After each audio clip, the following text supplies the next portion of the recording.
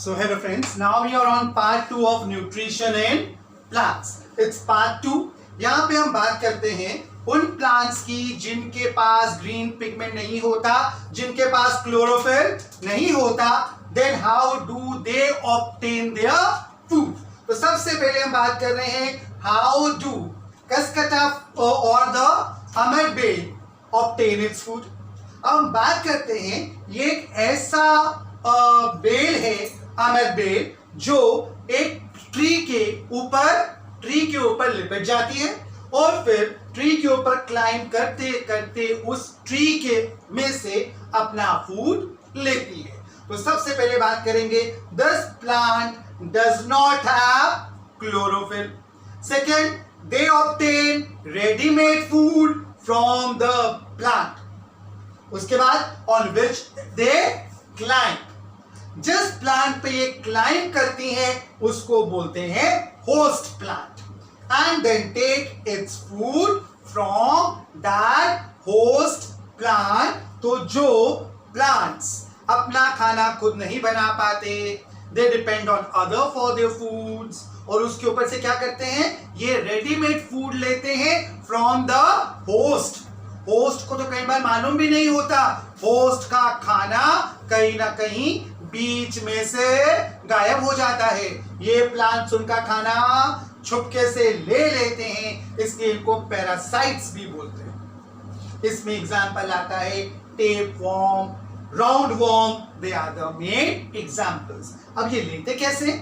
इनके पास special organs होते हैं जिन्हें सकस और हुक कहते हैं. तो ये अमेरबेल एक पेड़ के साथ लिपट जाती है, पेड़ में अपने सकल्स इंसर्ट कर देती है, और जो पेड़ को खुराक मिल रही होती है, न्यूट्रिएंट्स मिल रहे होते हैं, ये सकल्स उसमें से सक कर लेते हैं readymade food. So this was one example of a plant known as amerbale, which is also an example of a parasitic plant, या you can say a parasitic form of nutrition, कि एक जो खाना खुद नहीं बनाता, they work as parasites, और host में से अपना खाना ले लेता है. Now let's come down to a second amazing part, you can say a second amazing plant, जिसको हम पिचर प्लांट कहते हैं. पिचर मान के चलिए आप एक छोटा सा मटकी या छोटा सा मटके जैसा. एक प्लांट के जो लीव्स होते हैं ये मॉडिफाइड होते हैं और दिखते कैसे? पिचर की तरह. इन लीव्स के ऊपर एक लिड की तरह, लिड ढक्कन की तरह एक कंपोनेंट बना होता है. जैसे कोई इंसेक्ट इस पिक्चर में आता है, एकदम लीव्स उसका ढक्कन बंद कर देते हैं, इंसेक्ट अंदर फंस जाता है, ये प्लांट उस इंसेक्ट को खाते हैं, इसलिए इनको इंसेक्टिवोरस प्लांट भी कहा जाता है. नाउ लेट्स टेक अप कैसे पिचर प्लांट इंसेक्ट्स को खाते हैं. In pitcher plants leaves are modified into pitcher. Next point, apex of the leaf. Apex, leaf का top. Apex of the leaf is like a lid which opens and closes the mouth of the pitcher. Next, pitcher has hair-like structures. Next, when the insect lands on the pitcher, the lid of the pitcher is closed. ढक्कन बंद कर दिया जाता है by the leaves automatically, and the insect is trapped in the hairs. Insect trap हो जाता है, फंस जाता है in the hairs that are in the pitchers. And now what happens? Now the insect is digested. Insect is digested by some digestive juices. So these are the insect eating plants. अब आगे चलते हैं. फिर आता है what is fungi and how they obtain their food. What is fungi and how they obtain their food.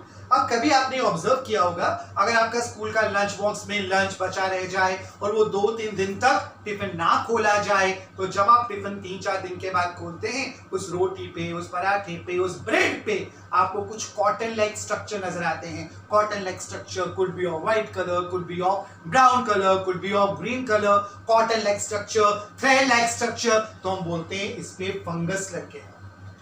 Now, this fungus are also the plants. ये अपना food कैसे एक्वायर करते हैं? So now let's take up. If a wet piece of a bread is kept for 2 to 3 days in a moist, warm climate, तो क्या होता है? Patches are seen of brown, green or white color, like cotton-like structure. They seem like cotton-like structure, and when we observe them under a microscope, तो क्या लगता है? Cotton-like thread structure. They are called fungi.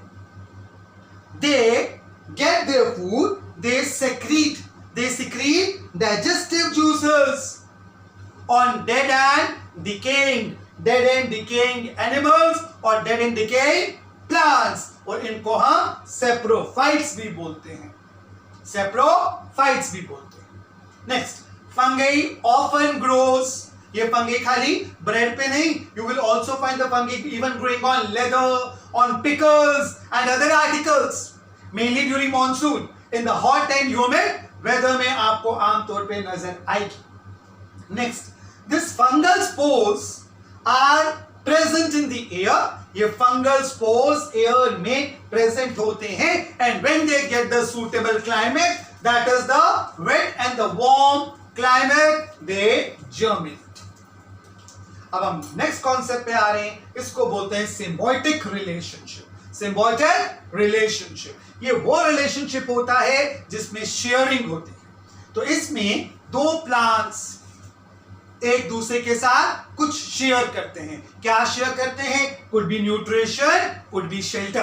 तो एक plant दूसरे को कुछ देता है तो दूसरे से कुछ लेता भी है. तो यहां पे some organism live together and share either shelter और nutrition. They are said to be in the symbiotic relationship. Example देखते हैं.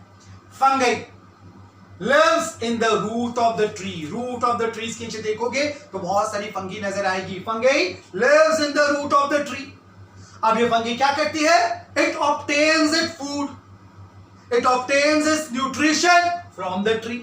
ट्री से अपना न्यूट्रिशन ले लेती है, अपना खाना वो ट्री से लेती है, पर बदले में ट्री को क्या देती है? Fungi provides nutrition, water from the soil to the tree, because ये roots में होती है.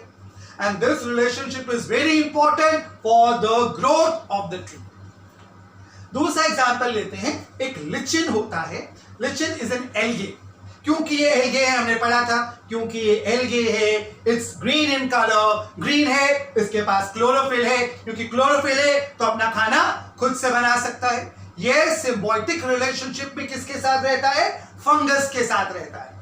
अब लिचिन फंगस को क्या करता है? प्रोवाइड करता है फूड. लिचिन फंगस को प्रोवाइड करेगा फूड, बिकॉज ये फोटोसिंथेसिस कर सकता है, और रिटर्न में फंगस क्या देता है लिचिन को? शेल्टर देता है, वाटर देता है, मिनरल्स देता है. So this sort of a relationship is known as a symbiotic relationship. अब हम चल रहे हैं last phase to the chapter, जहां पे we would be on the basic conclusion part, difference between the parasites and the saprophytes.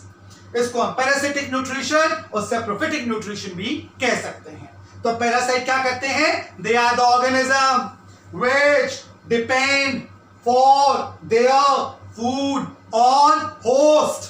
Which depend on their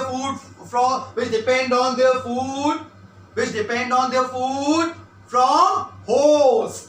Example are, we have seen the hammerbead, roundworm and the tapeworm. Saprophytic या saprotrophs कहना कैसे लेते हैं? They depend on their food from dead and decaying animal, or they are the organism that obtain their food from the dead or decaying organic matter. Dead or decaying organic matter. Example are fungi and bacteria. Now these parasites have special organs like suckers, like hook to obtain their food.